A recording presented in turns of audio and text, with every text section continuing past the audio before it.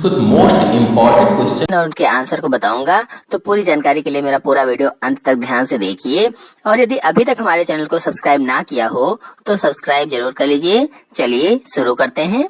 पहला प्रश्न है, अपघटन का क्या तात्पर्य है? तो इसका उत्तर होगा, किसी यौगिक का दो या दो से अधिक अवयवों में टूटना अपघटन कहलाता है। यानी कोई यौगिक हो, उसका दो या दो से अधिक अवयवों में टूटना ही अपघटन होता है। अपघटन एक अनुत्क्रमणीय अपक्रिया होती है। अगला प्रश्न है, आक्सीकारक पदार्थ किसे कहते हैं?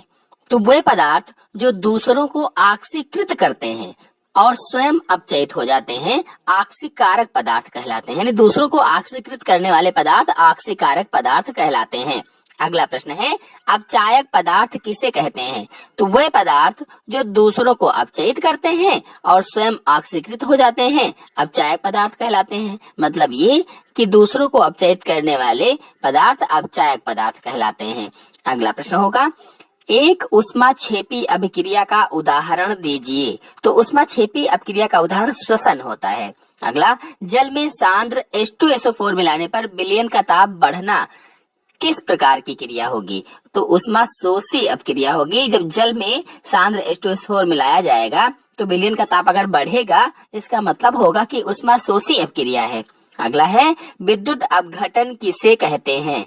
तो किसी विद्युत अपघट्य के विलयन में विद्युत धारा प्रवाहित करने पर विलयन का अपने घटकों में टूटना ही विद्युत अपघटन कहलाता है। अर्थात किसी विद्युत अपघट्य के विलयन में जब विद्युत धारा प्रवाहित की जाती है तो विलयन का घटकों में टूट जाना ही विद्युत अपघटन होता है।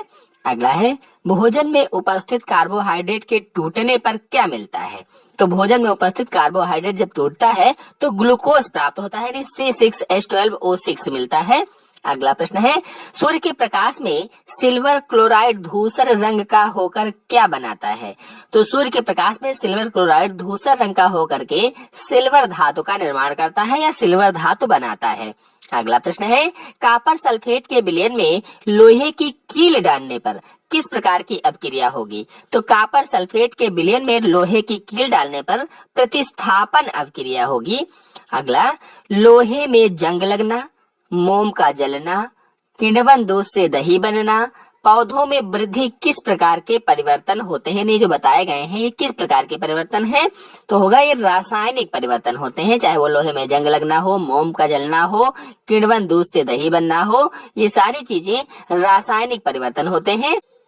तो आशा है मेरे द्वारा बताए गए प्रश्न और उनके उत्तर आपको अच्छी तरह से समझ में आ गए होंगे। तो आज के अंक में इतना ही।